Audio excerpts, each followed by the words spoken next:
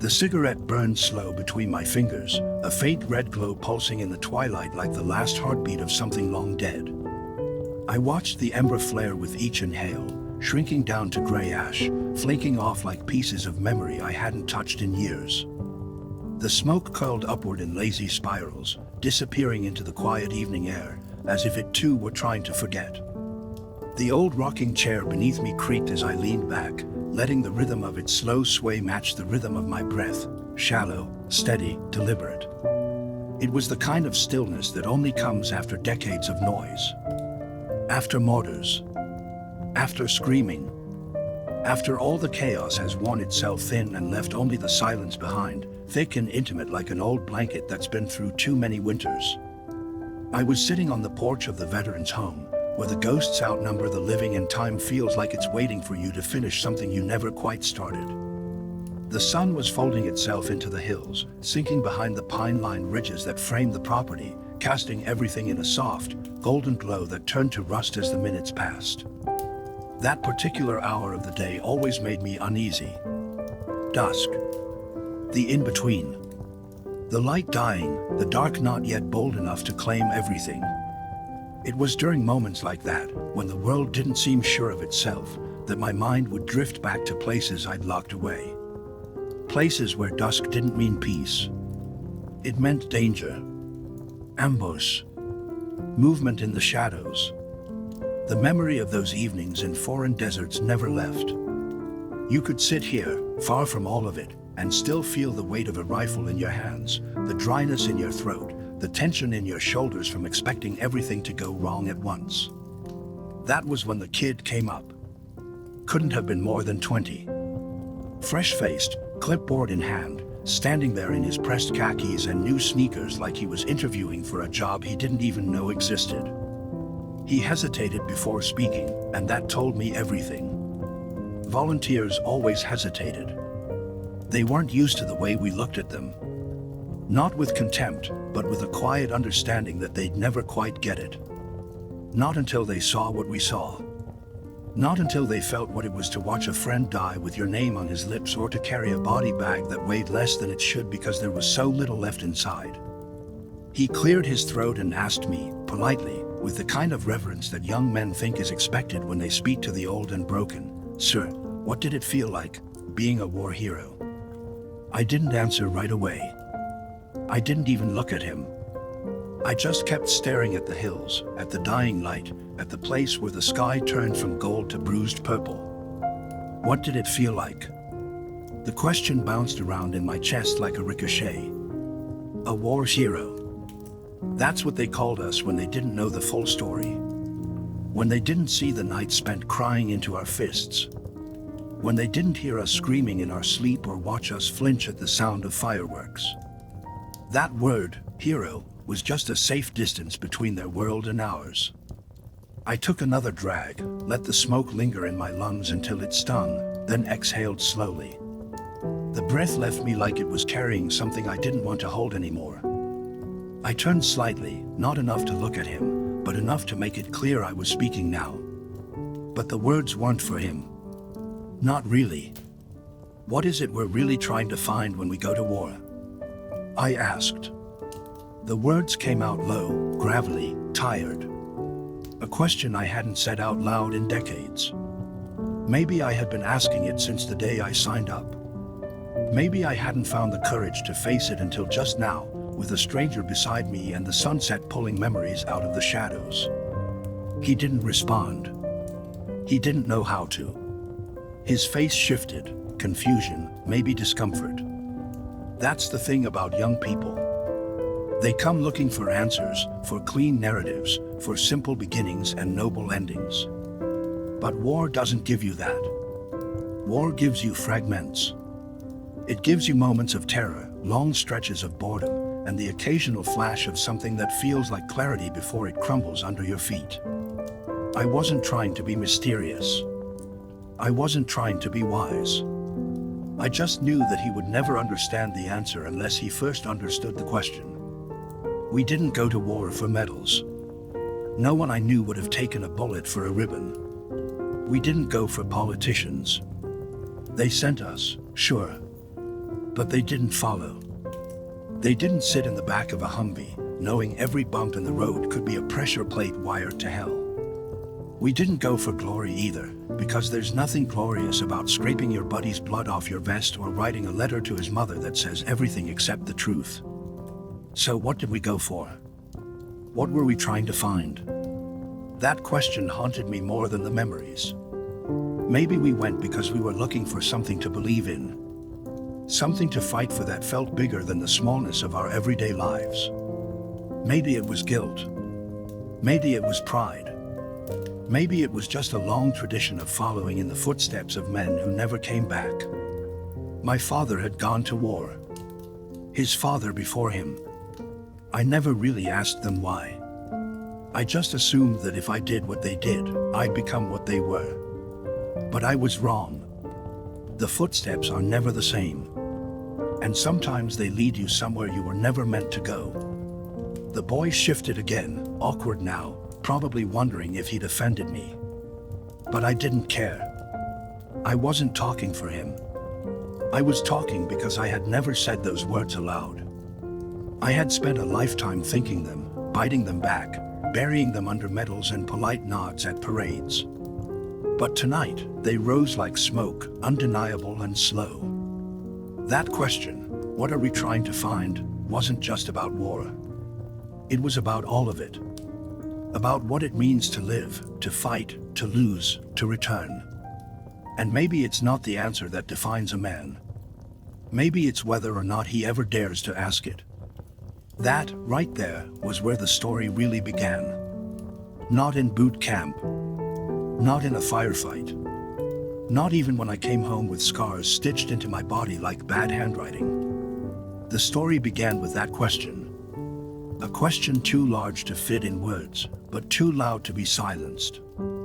The kind of question that follows you through every battle, every funeral, every long night spent staring at the ceiling wondering what part of you died over there and what part is still worth saving.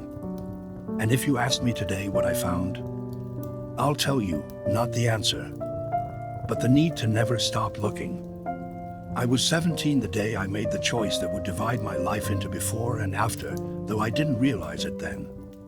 The county fair was in full swing, flags fluttering, lights blinking against the afternoon sun, the smell of fried dough and hot oil drifting through the air like some nostalgic promise of simpler times. Families bustled around me, laughing, holding hands, winning cheap stuffed animals, cotton candy melting in the hands of children who had no idea that the world could be cruel. It was a celebration of Americana, clean, hopeful, harmless. And yet, under all that sweetness, in the far corner of the fairgrounds near the row of tractors and grain exhibits, was the Army recruitment booth. It looked out of place in the carnival atmosphere, olive-drab canvas tent, rows of pamphlets with bold fonts and battle-worn men on the covers, a life-size cutout of a soldier in full gear saluting.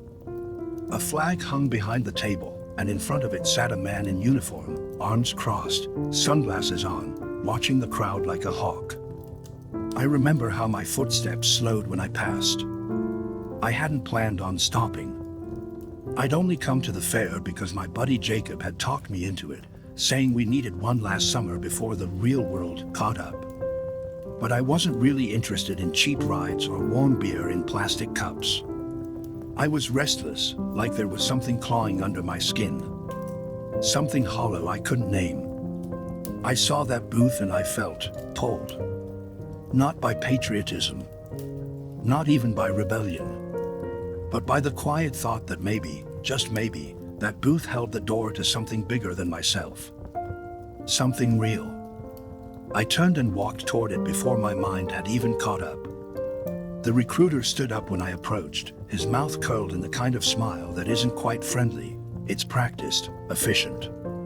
He asked if I was interested in serving my country, but the way he said it, it felt like he was offering me a chance to become someone brave, respected, necessary.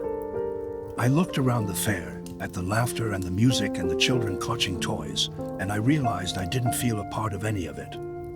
My life up until that point had felt like standing outside a window, watching a world that moved on without me. My mother worked 3 jobs. My father's face existed only in grainy photos and folded flag cases.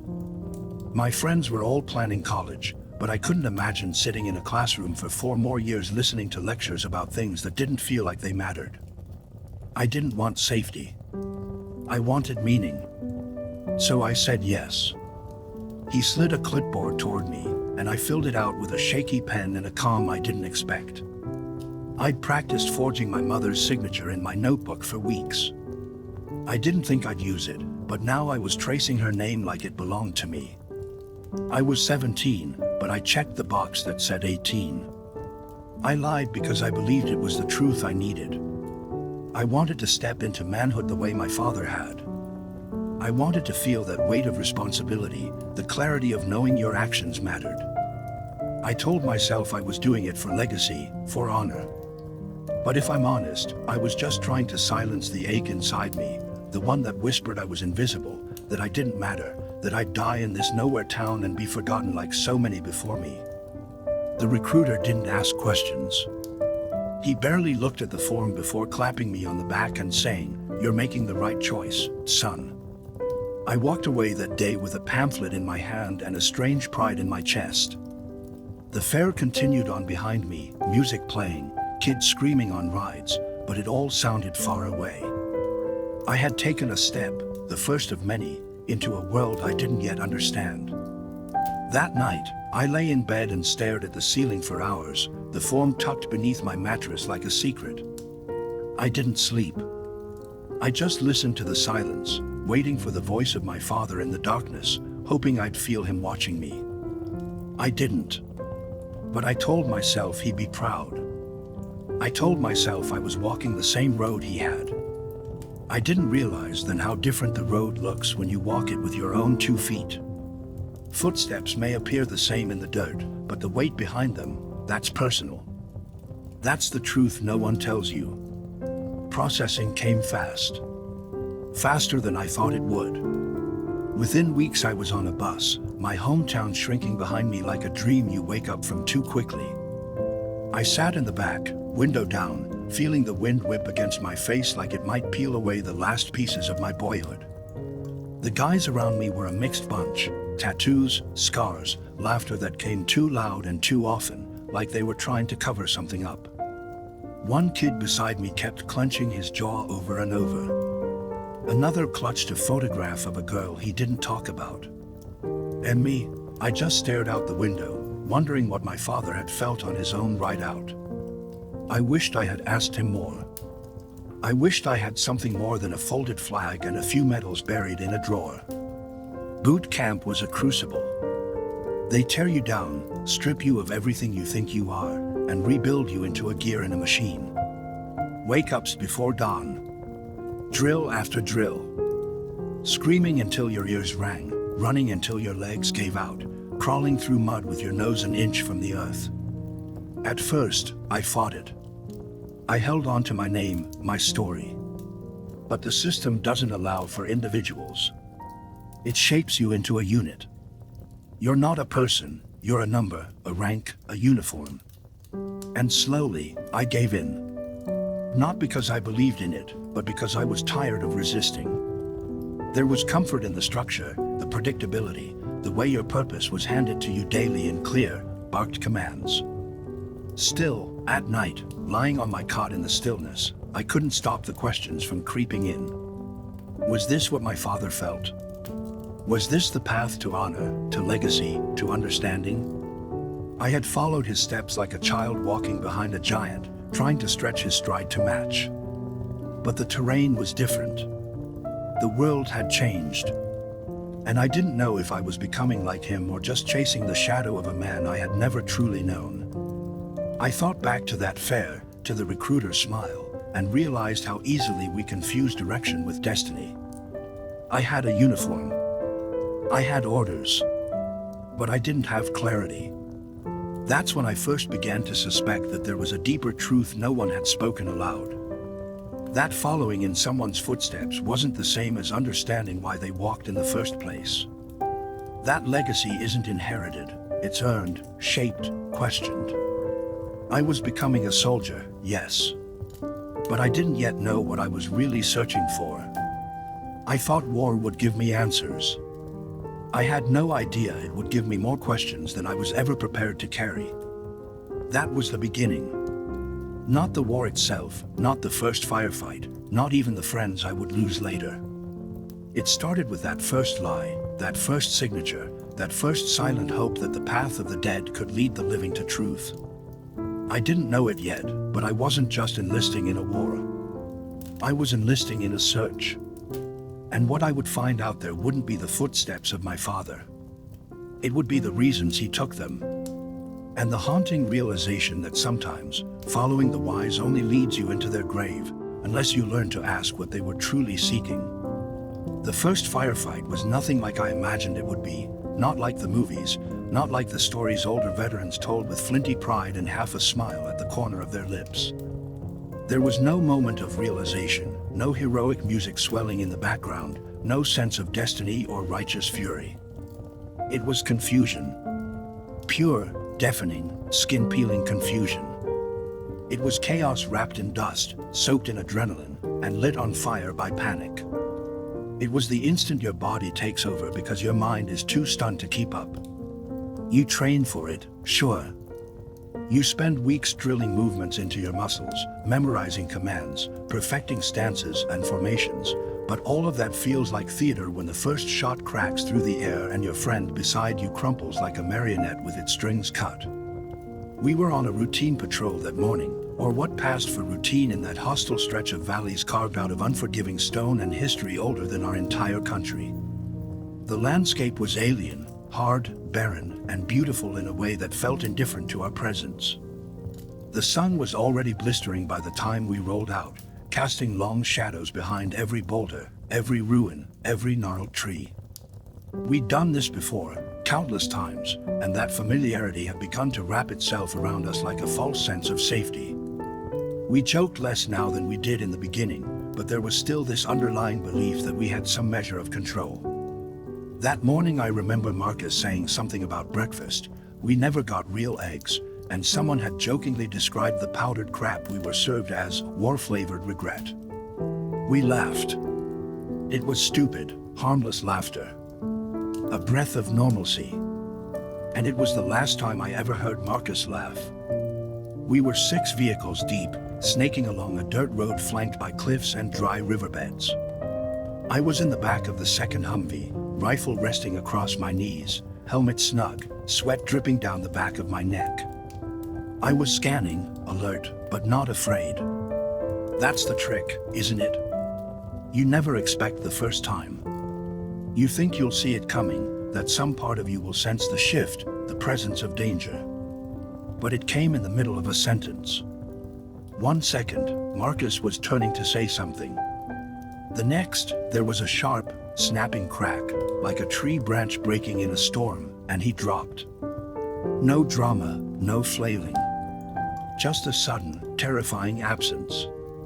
He hit the metal floor of the Humvee with a dull, sickening thud, his head bouncing once before coming to rest at an unnatural angle. His eyes were open. For a split second, I thought maybe he was okay, just knocked out. But then the blood started pooling under him, thick and dark, and I froze. Everything exploded at once. Gunfire erupted from the ridge to our right. Shouts over the radio, too many voices screaming at once. The convoy jolted to a stop, tires skidding over the loose earth. Someone yelled ambush, and that was it. Instinct kicked in. I didn't think. I kicked open the door and scrambled out, heart pounding so hard it drowned out everything else. Bullets tore through the air, kicking up plumes of dust and splinters of rock. I ducked behind the tire, breathing in short, ragged bursts, hands fumbling with my rifle. I couldn't hear anything beyond the constant chatter of gunfire and the static blasted screams of the comms. My fingers shook as I chambered around. The weapon felt foreign, too heavy, too real. I pressed my cheek to the stock and fired toward the ridge, though I couldn't see who I was shooting at, just flashes of muzzle fire and dark shapes darting between rocks. I remember the heat, the way it clung to everything, the way it made the metal burn when you touched it.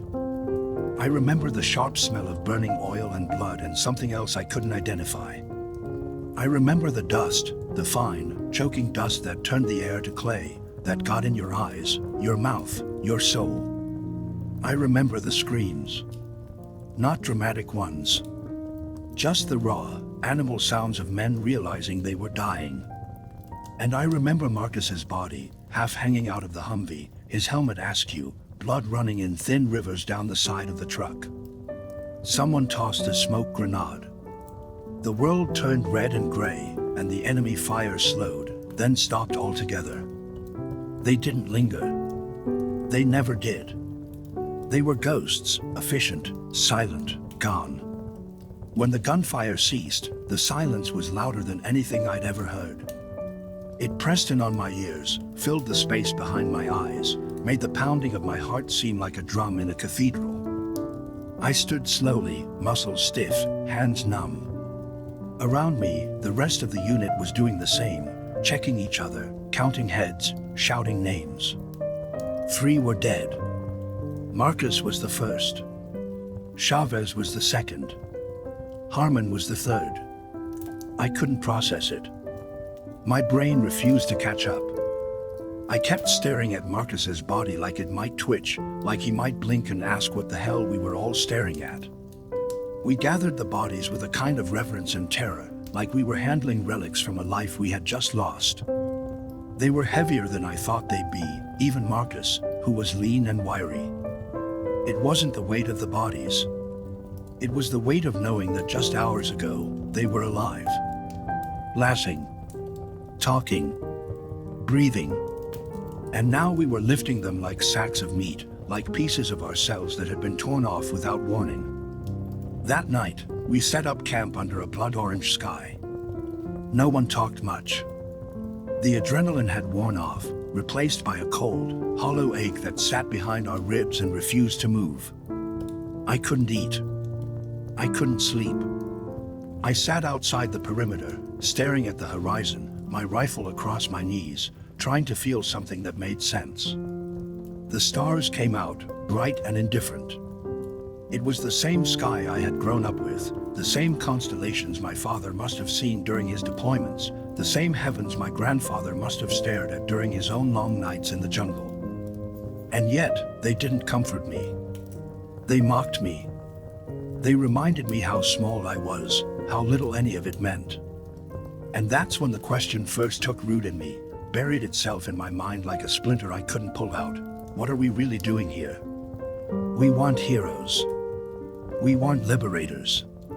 We weren't even sure who we were fighting. I had followed my father's path thinking I would find honor, that I would earn understanding, that I would become a man in his image. But Marcus was a good man, a kind man, a man who didn't deserve to die bleeding into the dirt of a place we didn't belong. And what did his death give us? Nothing. Just a body bag and a report filed somewhere in the endless paper trail of the war machine. That night, I didn't cry. I just whispered his name into the silence, over and over, until the stars blurred and the edges of my mind frayed. I wasn't seeking victory anymore. I wasn't even seeking justice. I was trying to understand why. Why any of us were here. Why we were told this was necessary. Why men had to die for ideas that felt smaller than the cost. I thought about the footsteps I was following, my father's, my grandfather's, and I began to wonder if they had felt this same ache. If they had questioned it too. And if they did, why didn't they tell us? That was the moment I began to change. Not with a shout, not with defiance, but with a slow, heavy shift inside my chest. The beginning of something breaking. The beginning of realizing that I hadn't come to war to follow in the footsteps of the wise. I had come to seek what they were seeking, and I no longer knew if they had ever found it. The days that followed Marcus's death blurred into one another like watercolors left out in the rain, edges dissolving, time bleeding from one moment to the next without any clear lines. We kept moving. That was the rule. Keep moving. Don't stop. Don't think. Just load up, lock in, and roll out. Orders came in, missions went out, and the boots of our squad kept treading the same arid ground, as if we could somehow crush the grief beneath our souls. There wasn't time for mourning. Command didn't acknowledge emotions beyond what could be processed through a clipboard or a report. They gave us replacement soldiers like spare parts for a broken vehicle, and they expected us to keep the machine running. And we did. Not because we were brave, but because we didn't know how to stop anymore. I remember waking up one morning, if you could even call it that. You never really sleep out there, not the way you used to before the war. You close your eyes, and your body shuts down out of exhaustion, but your mind stays on patrol. Even in your dreams, you're scanning rooftops, listening for footsteps in sand, watching doorways for movement. I sat up on my cot, covered in a sticky film of sweat, and looked around at the other guys. It was a new group now, some familiar faces, but others I barely knew. Replacements. They moved differently, talked differently. They hadn't been there for the first blood. They didn't know Marcus or Chavez or Harmon. And for that, I resented them, even though it wasn't fair. It's just that everything felt more fragile now, more hollow. There was one guy, Sandoval, a kid from Arizona with a thick accent and a tattoo of a phoenix on his neck. He reminded me a little of Marcus. Not in the way he looked, but in the way he carried himself. Easy laughter, always humming, always writing something in a little notebook he kept in his vest pocket. One day during downtime, I asked him what he was writing. He looked up, smiled, and said, "Just trying to remember who I am." This place has got a way of stripping that out of you. It hit me harder than I expected. I didn't say anything, just nodded and walked away. But that night, I found an empty notebook in my rucksack, probably stashed there back in basic, and I opened it for the first time. I stared at the blank page for what felt like an hour, pen in hand, but nothing came. It was like the words were somewhere deep inside, trapped behind a wall I didn't know how to break. I closed it without writing a single word. Our missions got darker, dirtier. We were doing things none of us wanted to say out loud. Interrogations, house raids, detaining people who may or may not have been involved. The lines were so blurred now, they were barely visible. One night, we were ordered to take a suspected insurgent from a village outside of Anardera. He was barely older than me. No weapon, no struggle, just confusion and fear in his eyes. We zip-tied his wrists, blindfolded him, and tossed him into the back of a truck like cargo. He didn't speak a word of English, and none of us spoke his language, but there was something in his voice as he cried out to the others in the village, something that didn't sound like guilt. It sounded like pleading, like heartbreak. We handed him off to intelligence officers at the FOB, and we never saw him again. No confirmation of guilt. No report. Just another ghost, filed away in a folder somewhere. That night, I sat awake, staring at the notebook again. I wanted to write about what we did, about what I felt. But I couldn't. Because what I felt was nothing. Or maybe too much. I wasn't sure. There was this strange numbness that had wrapped itself around my core. I felt like a man made of ash, walking through a world of fire. Everything burned, but I didn't react. I just kept walking, waiting for the wind to finally carry me away. I started to wonder if this was what my father had felt. If this was what changed him after every deployment. If this was why he sometimes stared at nothing for hours, lost in a fog none of us could break through. I had always thought he was stoic. Now I realized he was likely broken. It wasn't just the fear or the grief, it was the questions that came with it. The endless, gnawing questions. Why are we here? What does any of this accomplish? Are we making anything better, or are we just trading one kind of suffering for another? I had joined the military to follow in my father's footsteps, to become the man I believed he was. But the deeper I got into the war, the more I realized that maybe even he hadn't understood why he went. Maybe he too had followed someone else's path, mistaking loyalty for wisdom, sacrifice for meaning. And here I was, doing the same thing. Marching in circles through a desert full of ghosts, thinking if I just walked long enough, I'd find answers buried in the sand. One morning, after another soulless operation where we cleared a supposedly abandoned compound only to find a family hiding inside, terrified, hungry, and confused, I found myself standing outside the perimeter of our base, watching the sunrise. The sky was blood orange again, streaked with thin clouds like scars across a wounded face. I stood there for a long time, alone, listening to the wind whistle through the wire fence. I thought about all the faces I'd seen, the lives we disrupted, the names I couldn't remember. I thought about Marcus. I thought about my father. And for the first time in weeks, I cried. Quietly. Bitterly. Like a leak in a dam that had been holding back a flood of everything I'd refused to feel. The tears came hot and sharp, cutting trails through the grime on my cheeks. I didn't try to stop them. And that was the moment something changed. Not like a bolt of lightning. More like a quiet understanding that crept into my bones. I wasn't here to follow in someone's footsteps. I wasn't here to repeat someone else's story. I was here, however I had arrived, to seek something they had sought. Something they had died before finding. Maybe it was truth. Maybe it was peace. Maybe it was just the ability to live with yourself after all the killing stops. I didn't know yet. But I knew it wasn't behind me. It wasn't in the medals. It wasn't in the orders. It wasn't even in the honor I'd once clung to so fiercely. It was out there, somewhere beyond the silence, and I would keep walking, not because I was told to, but because I had to. I started writing that day. Just one line. Barely legible. But it was mine. And for the first time since the war began, I felt like I wasn't disappearing.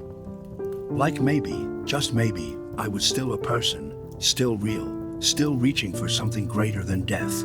There are two kinds of exhaustion in war, the kind your body feels and the kind your soul carries.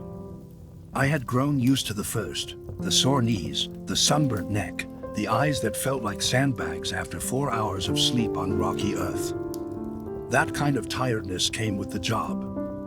You learn to live with it. But the second kind, the slow, silent erosion of your spirit that crept in without warning and settled deep inside, coiling like smoke in your lungs. You didn't notice it at first. You kept going. Mission after mission. Patrol after patrol.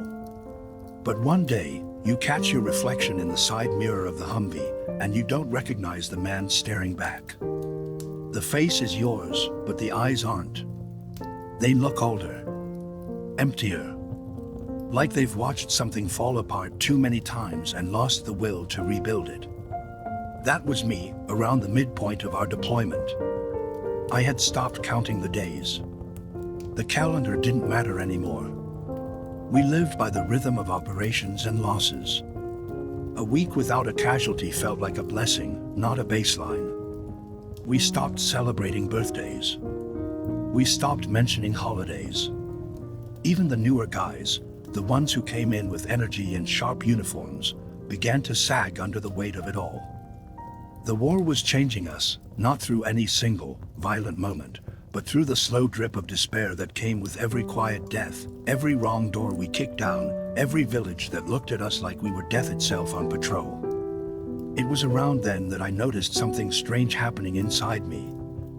I began to forget things, not names or orders, but feelings. I would look at photographs from home and feel nothing. No want. No longing. Just a sense of distance, like they were images from someone else's life. I stared at my mother's smile, my younger brother's crooked teeth, the family dog curled on the porch, and felt like I was watching strangers. It terrified me. I hadn't become numb because I was strong. I'd become numb because part of me had been amputated without me noticing. The man I was before had been slowly peeled away, layer by layer, and I wasn't sure what was left underneath. I tried to fight it. I tried to anchor myself in memories, real ones, vivid ones. I remembered my father's stories, his quiet lessons at the dinner table. How he used to pause before answering my questions, like he was sifting through something fragile in his head. I remember asking him once, when I was maybe 16, did it ever get easier? The war stuff? And he'd looked at me, expression unreadable, and said, you just get used to the noise. That's not the same thing. I hadn't understood then. Now I did. The noise wasn't just gunfire or chaos, it was the noise inside. The buzzing static of guilt, rage, sorrow, and confusion that never quite went away. You learn to live inside it, like sleeping next to a generator that never turns off. One afternoon, after a particularly tense patrol, we were back at the outpost, rearming and cleaning our gear. Sandoval was sitting under the shade of the comms tower, scribbling furiously into his notebook like a man possessed. I watched him for a while, wondering what words he was carving into those pages, and finally walked over, plopped down beside him. I asked, you ever write about back home? He glanced at me, a little surprised. Sometimes, he said. But it's hard to write about something when it starts to feel imaginary. That hit me harder than I wanted to admit. Because he was right. Home had become a dream I barely believed in anymore.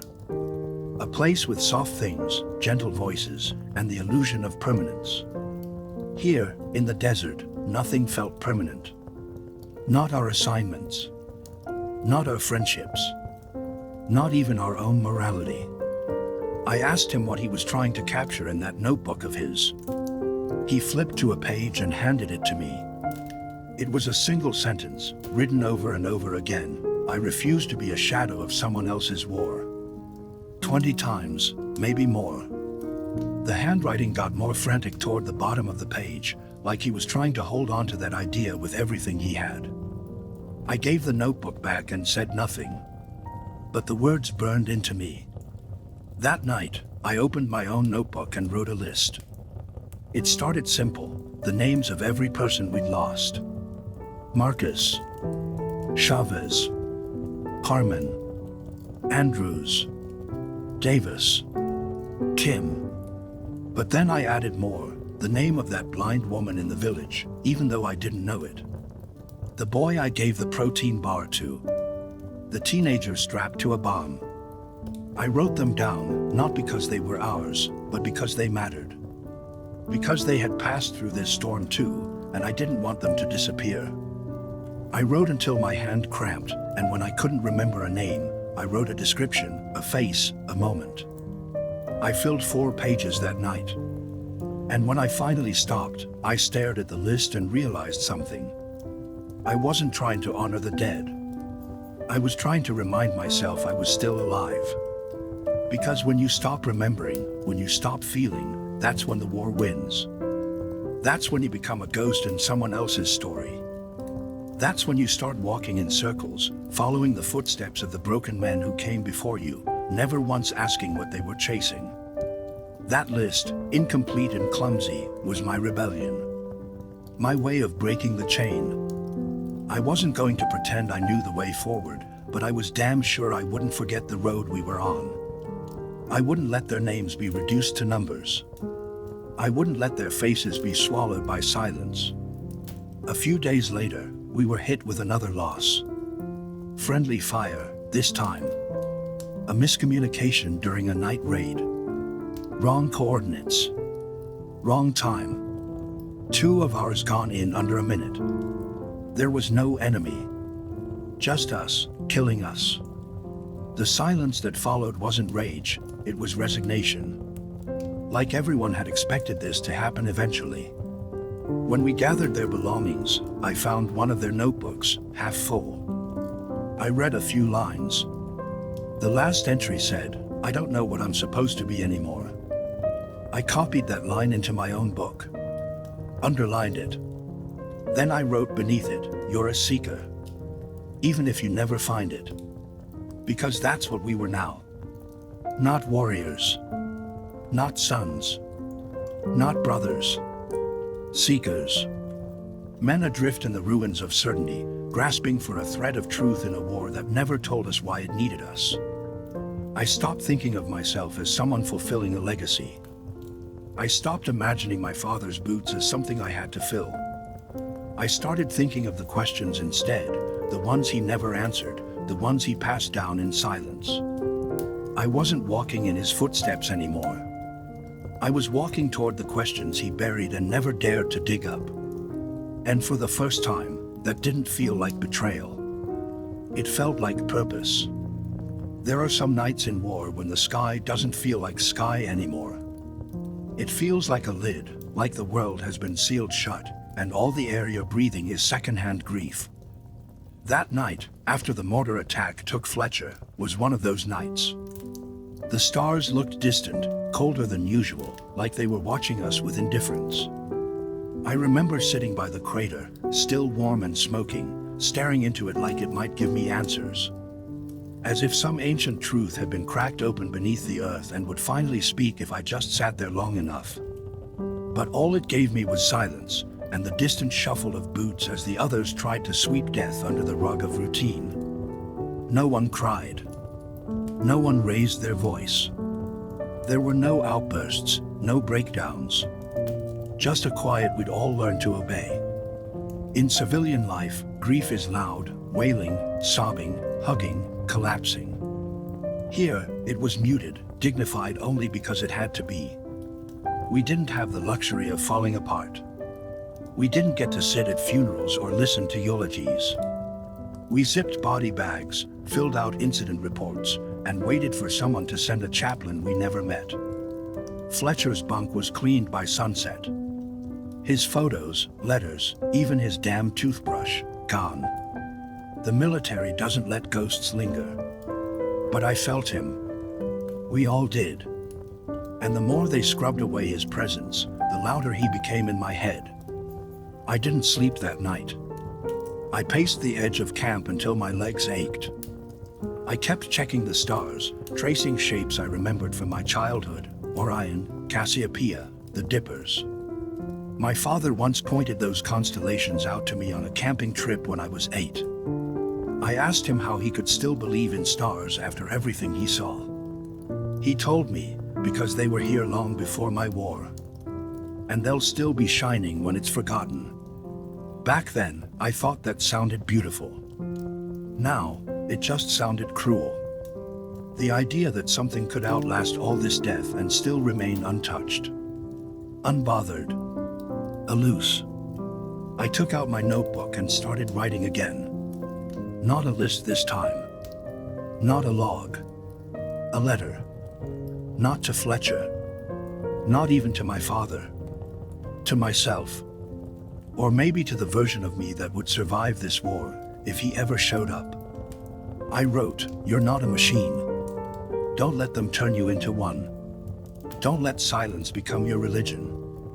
Feel it all, even when it hurts like hell. Especially when it hurts. That's how you remember you're still human."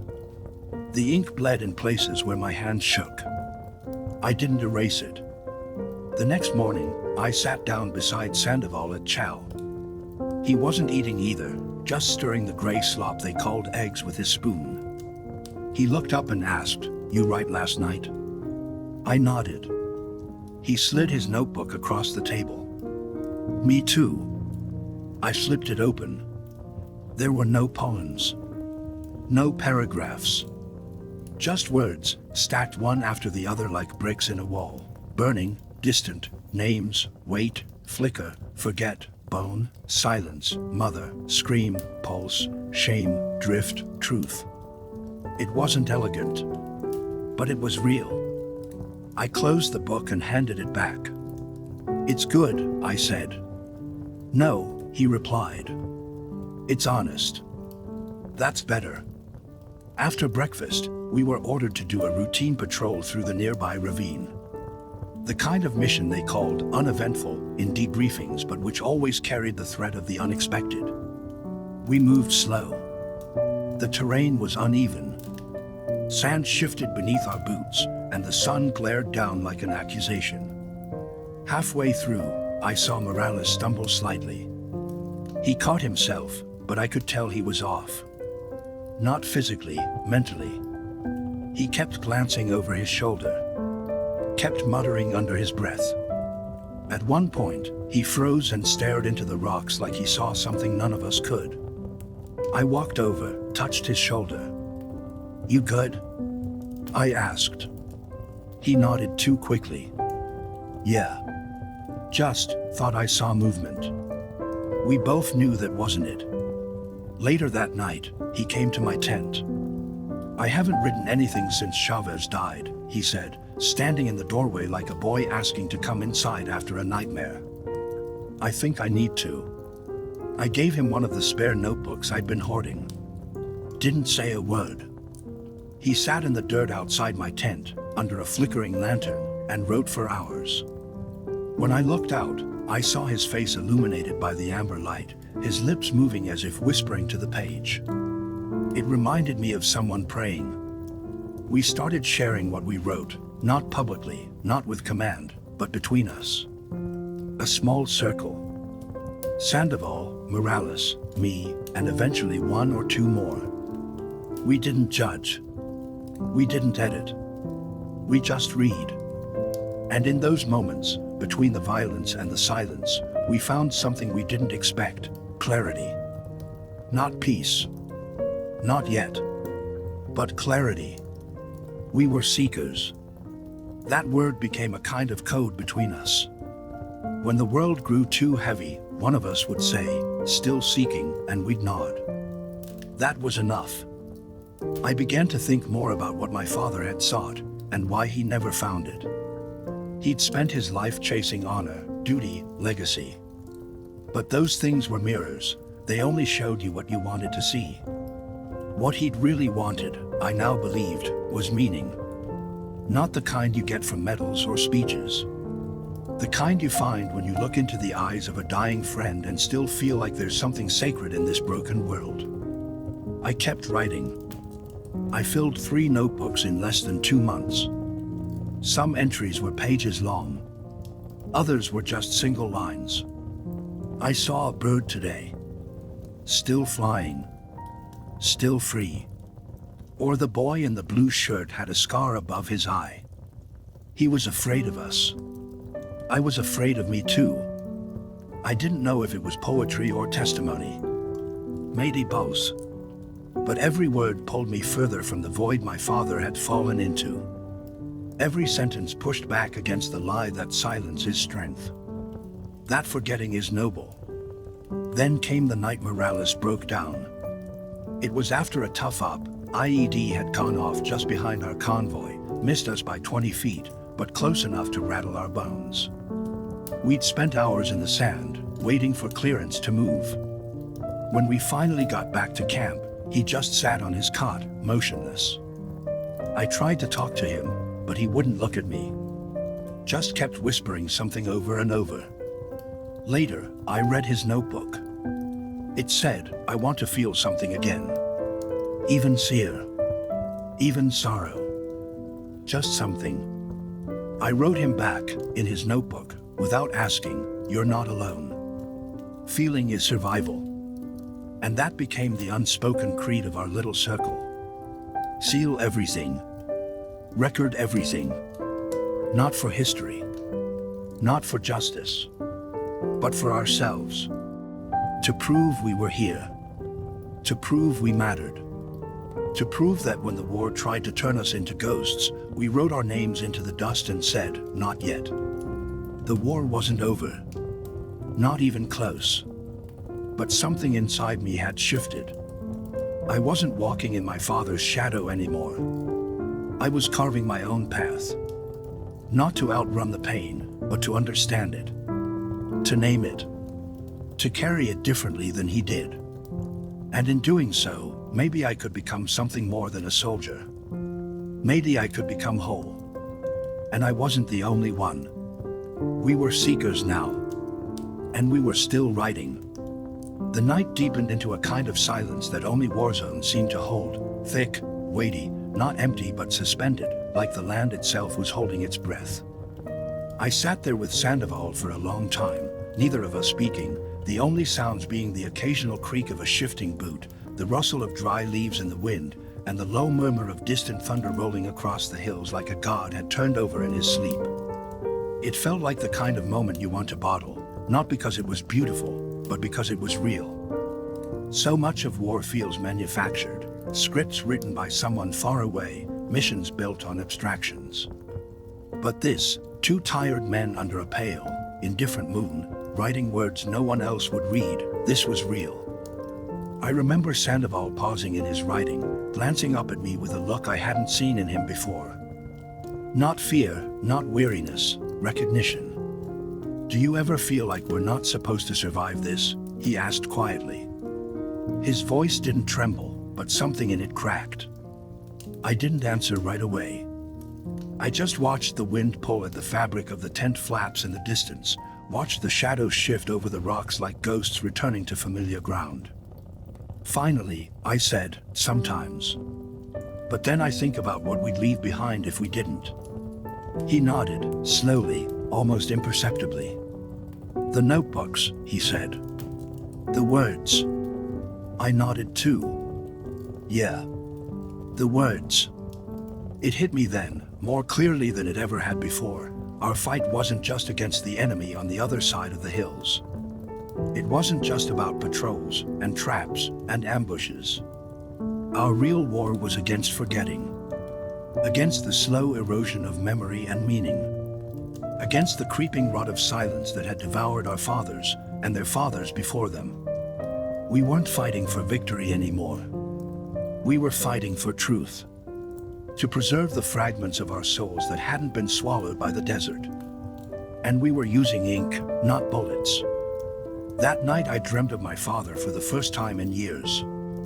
Not the stiff, stone-faced version I'd remembered in life, but a younger man, his hair darker, his back straight, his face unlined. We were sitting at the kitchen table, and he was showing me a photograph. I couldn't see what was in it, but I remember his voice clearly. "Look closer," he said. "The truth's in the background." I woke up with a start, heart pounding, the air thick with the scent of damp sand and rusted metal. I lay there staring up at the canvas ceiling of the tent, trying to hold on to the dream before it slipped away. In the days that followed, the mission unfolded like most others, tension drawn out over long hours, every noise a potential threat, every silence more terrifying than gunfire. We found nothing in the ravines. Or maybe we found everything. Tracks that led nowhere. Burned out vehicles. Scorch marks on the rocks. A child's shoe half buried in the dirt. Evidence of presence, of absence, of lives that had passed through and been erased without ceremony. We logged it. Took photos. Made radio calls to men who didn't care. But when we returned to camp, I wrote about it differently. I didn't describe the terrain. I described the feeling, the taste of ash in the air, the way Morales muttered someone's name under his breath like a prayer, the silence when we drove back without speaking a word. That kind of silence only comes from shared helplessness. One evening, a convoy came through bringing supplies, and with it, a few fresh recruits. They looked like kids. Wide-eyed. Skin untouched by sun and sand. Their uniforms still stiff with factory starch. They looked at us like we were ghosts. I didn't blame them. In their place, I would have stared too. One of them approached me hesitantly and asked, "Is it true that you've been out here longer than anyone else?" I didn't know what to say. Time had stopped meaning anything months ago. "Maybe," I said. "Feels like forever." He asked what it was really like, the real war. Not the sanitized version they were fed during orientation. So I handed him one of my filled notebooks. Not the one with my personal letters, but one I'd filled with moments. Fragments. I told him to read it slowly. To listen between the lines. He opened it, flipped through the pages, then looked back at me. "Why'd you write all this?" I thought about it for a moment, then said, because someone has to. Because memory is a casualty too, if no one fights for it. He nodded, quietly, and I could see in his face something begin to shift. Not understanding, he wasn't there yet. But awareness. That was enough. That night, as the moon rose again, and the earth exhaled its heat back into the sky, I sat alone outside the tent. I lit a cigarette, one of the last I'd been hoarding, and listened to the sounds of the camp settling. I thought of my father again. Of the man who had carried so much without a map, who had returned from war only to become a museum of unspoken stories. I didn't blame him anymore. I understood now why he had gone silent. The war had written all over him, and no one had ever handed him a pen to write back. So he swallowed the stories, died with them. And I had spent my life chasing his silence, trying to decipher the echo of things he never said. But not anymore. I realized then that I wasn't just trying to survive. I was trying to finish something. A sentence he had started. A truth he never spoke. I didn't need to walk in his footsteps. I didn't need to wear his uniform like a badge of honor or shame. I needed to ask what he had sought. What had he reached for in those moments alone in the dark, in those nights staring at nothing, in that silence that had swallowed our kitchen and our family for years? I was getting closer. Not to an answer, but to the question itself. And somehow, that was enough. Because this was the real journey, not through war, but through truth. Not through orders, but through meaning. Not through footsteps, but through seeking. And under that same indifferent sky, I was still seeking. We all were. The days stretched on in a kind of dusty limbo, the war no longer marked by the sound of explosions or the tension of immediate threat, but by the oppressive stillness between events, those hours that felt endless, hollowed out, with the weight of memory pressed harder than any enemy. We'd grown too accustomed to the sound of our own thoughts. Not because they were comforting, but because they were the only things left that spoke the truth. The desert sun beat down like it was trying to erase us, like we were names scribbled in chalk on hot concrete. I found myself watching the shadows more than anything else, not the people, not the terrain, but the shapes cast by movement. It's strange what the mind clings to when clarity starts to fray. Sometimes I'd catch myself tracing the shadow of my own rifle along the sand like it was a thread leading back to a version of me I hadn't seen in months. We were still near that abandoned village, though abandoned doesn't capture the emptiness of the place. It felt forgotten by time itself, like even history didn't want to remember what had happened there. One building in particular caught my attention. It had once been a school, at least, that's what it looked like. A crumbling chalkboard still leaned against a wall, its surface cracked like dried skin. On the ground were splinters of desks, rusted metal legs twisted into awkward shapes, and scraps of notebooks whose pages had turned brittle. I stood in that room for hours, not moving, not speaking. I think I expected the ghosts to show themselves. Not in some supernatural way, but in the subtle, aching feeling that someone once believed in this place. That children once raised their hands here. That laughter once filled this dusty air. I opened my notebook and sat against the far wall. I didn't write for several minutes. Just listened. To the wind. To the moan of a loose window shutter. To my breath. Then finally, I wrote, the war doesn't just kill people, it murders futures. Right here, it murdered hope. I didn't know why I was so angry that day. Maybe because no one would ever rebuild this place. No one would come looking for the children who once drew stars on the walls. They would be absorbed into the statistics. Their names never spoken aloud again. That night, I shared that line with Sandoval. He didn't say anything for a long time. Just kept staring at the fire like he could see the school burning in it. Then he handed me his own notebook. A drawing. It was crude, unfinished, smudged, but I recognized the shape. The classroom. The board. A small stick figure in the corner holding a pencil. Underneath, he'd written, "Even ghosts want to be remembered." I felt something shift inside me then, something I hadn't felt in weeks. Not hope. Not even grease. Just purpose. The kind that comes when you realize the thing you're doing isn't about you anymore. We weren't writing for ourselves. We were writing for them, for the ones who couldn't, for the ones who'd been erased before they ever got a chance to leave a mark. The next morning, we found a dog. It wandered into camp, ribs showing through its patchy fur, limping on one paw, eyes too intelligent for an animal that had survived this long in a war zone. It didn't bark. Didn't run. Just stood at the edge of the tents and watched us like it had been waiting for something. Morales gave it a piece of jerky. Sandoval gave it a name, Juno, after his childhood dog. Juno didn't become a mascot, not exactly, but she became something. A kind of quiet tether to the world outside all this. Watching her curl up in the sand beside our cots reminded us that not everything out here had to be hardened by violence. Sometimes survival was resistance, in its own humble way. That same day, we received news of another death, someone from another unit, someone we didn't know well, but still, the impact rippled. Always did. The name came down the wire like it was nothing more than a casualty count, one Kia, roadside IED.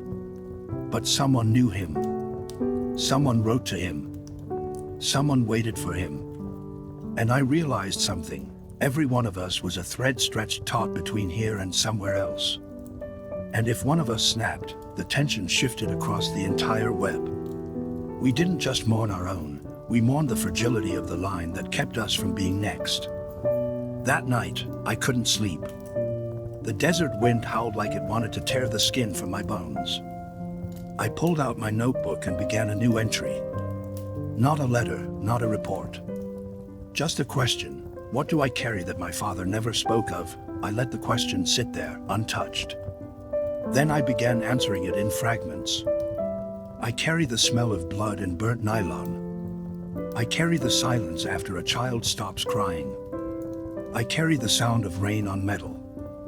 I carry names I've never spoken aloud. I carry the fear that no one will want the truth when we return. And lastly, I wrote, I carry the question he never answered. Why did he stop seeking? And suddenly, I realized that was the difference. My father had followed the war like it was a map to something sacred. But when the war ended, the map fell apart. And he stopped. He settled into silence. Into routine. Into the dull ache of getting by. But I couldn't do that. I refused. I couldn't. I needed to keep moving, keep questioning, keep seeking. Even as it hurt. Especially because it hurt. Because pain, at least, meant the story was still being written. The next morning, Morales joined me at the edge of camp, his notebook under his arm. He didn't speak. Just sat down and opened to a blank page. We'd stopped needing words to understand each other. We were comrades, yes, but more than that now. We were scribes. Witnesses. Carriers of unspeakable weight. We stayed there until the sun rose, burning the mist off the horizon like it was daring the world to forget what had happened here. And we wrote. Because some truths will never be spoken into microphones. Some stories won't make it to history books. But as long as we kept seeking, not following, seeking, then maybe, just maybe, those ghosts wouldn't vanish entirely. And neither would we. I didn't sleep that night, not because of noise or nightmares, but because sleep felt like surrender. Like if I let go for even a moment, I'd forget something I wasn't ready to lose. I lay there with my hands behind my head, staring at the ceiling above my bunk, the white paint cracked and chipped in places, as though the structure itself had grown tired of standing. I could hear the low murmur of breathing around me, other soldiers sleeping, dreaming, maybe fighting their own silent battles beneath the surface. I envied them in a way. Not because they were sleeping, but because they had accepted a kind of pause that I couldn't. My mind was a battlefield still fully active, even in the safety of walls and artificial light. My notebook rested on my chest like a weight. It wasn't heavy in the physical sense, but there was a density to it, like the words inside were saturated with something denser than ink. I opened it in the darkness, letting the dim glow from the hallway leak across the page, illuminating fragments of days, faces, feelings. The entries weren't linear anymore. The war had blurred time so thoroughly that some pages felt like they belonged to another life, while others still burned fresh. One page simply said, "He looked like my brother." I couldn't even remember who that was meant for, but I remembered how it felt. That strange, gut-pulling realization that the person you were aiming at might have been someone your mother could have loved. I reached into my duffel and pulled out the only photograph I had, my father, in uniform, standing beside a truck in a country I'd never visited. His face was expressionless, posture rigid, his eyes dark with something I couldn't decipher. I used to study that photo as a child, thinking maybe if I stared long enough, I'd unlock the reason why he rarely spoke, why he disappeared into himself for days at a time, why the dinner table felt like a checkpoint. But now, as I held the photo again, I saw something I'd missed all those years. He wasn't just silent. He was afraid. Not of war, but of what it had left behind inside him. I traced the lines of his uniform with my thumb and whispered, "I get it now." A soft knock came at the doorframe.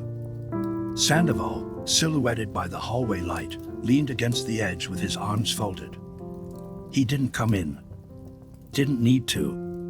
He just said, "Can't sleep either." I shook my head. He nodded like he already knew the answer. Then, after a pause, said, "You ever wonder if we'll be able to talk about any of this?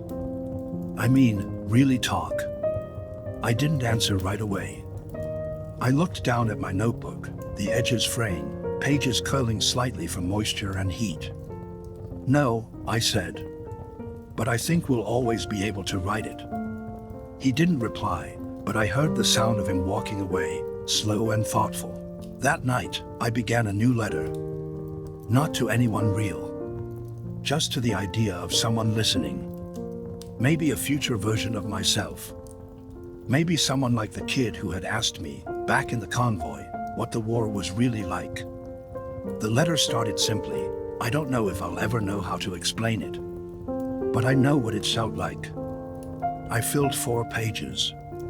I wrote about the smell of gun oil and burned bread.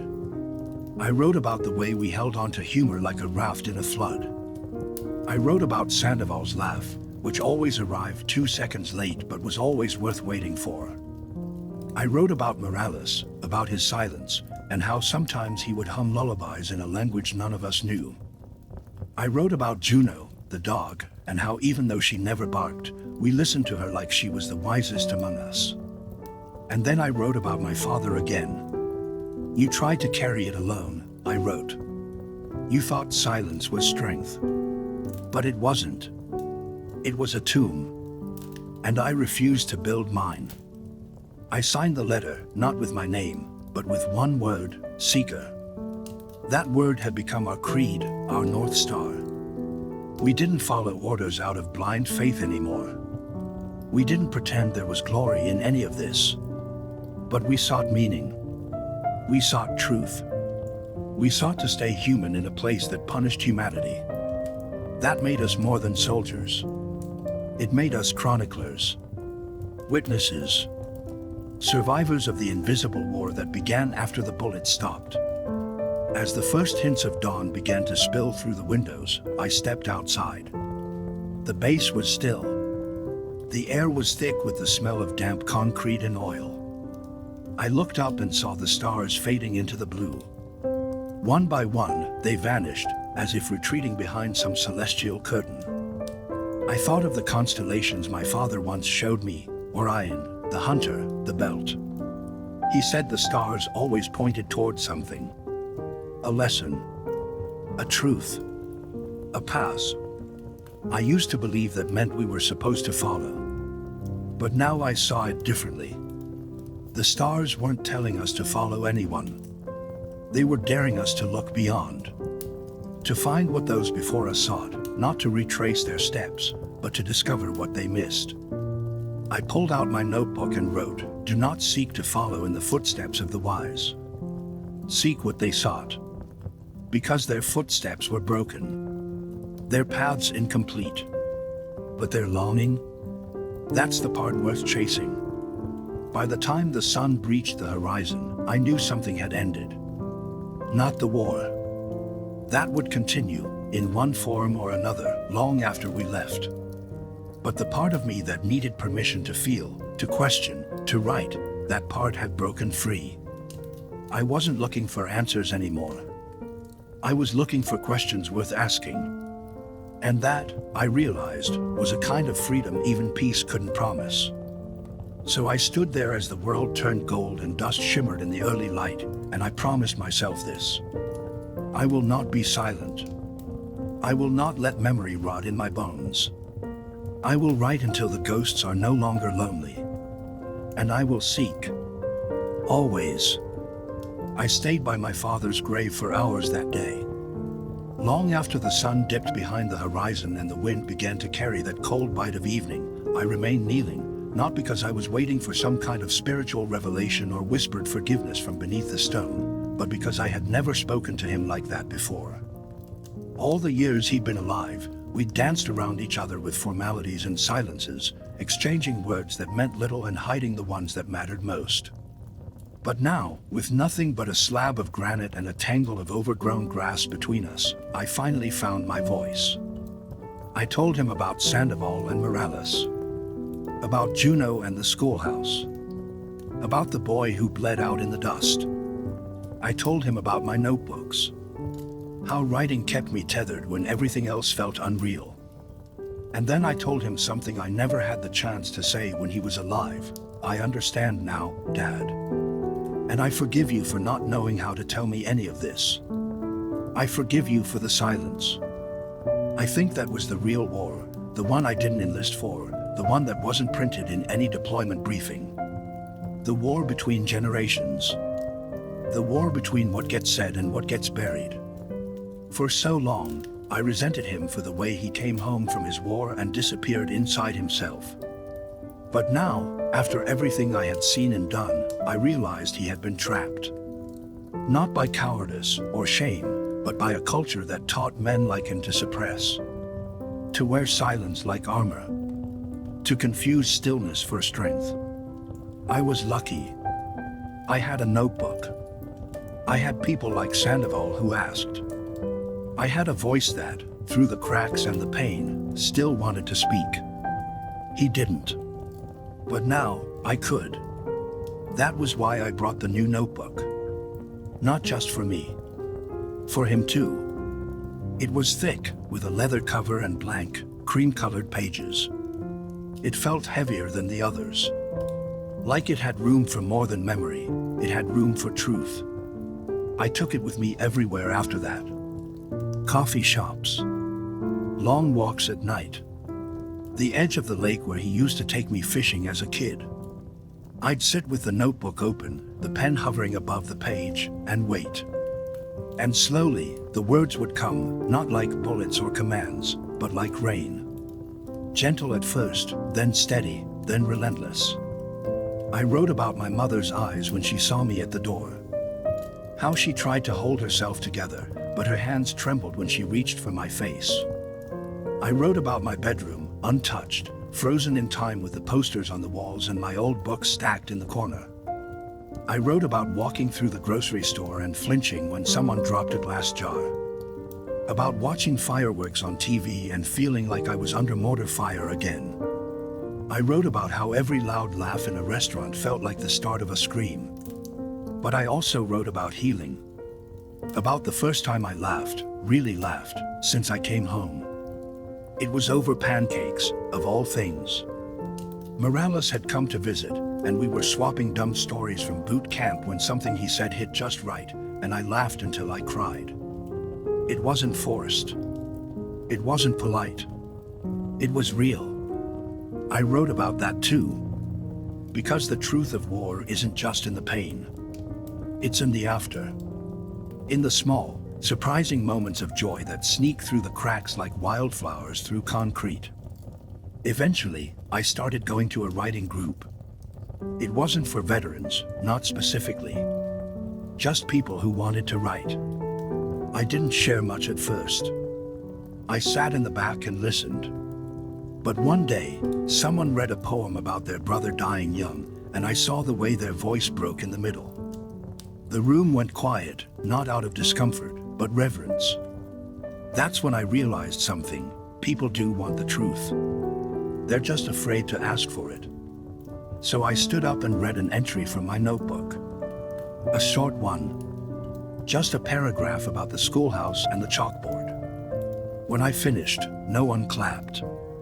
No one spoke. But a woman in the front row wiped a tear from her cheek. That was enough. More followed. I began writing pieces for small local papers, blogs, veterans newsletters. Nothing flashy. Just memories. Reflections. Each time I published something, I felt a little less burdened. Not because the pain went away, it didn't, but because the weight of carrying it alone began to lighten. I started getting emails from other veterans. Some from wars long before mine. They thanked me. They shared their own stories. And slowly, a network formed, not of heroes, not of warriors, but of seekers. People still searching for meaning, for peace, for understanding. And in each message, I felt a flicker of connection, like we were all stars in some great constellation, trying to make sense of our own light. One day, I was invited to speak at a school.